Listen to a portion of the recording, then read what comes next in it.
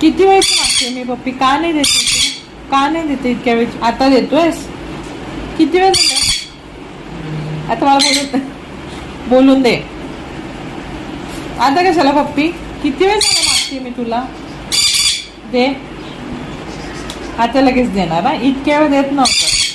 का नव्हतं देत इतक्या वेळ? का नव्हतं इतक्या वेळ? का नव्हतं देत आणि आता का देतोय लगेच? कारण की हे बाळ आलंय माझं.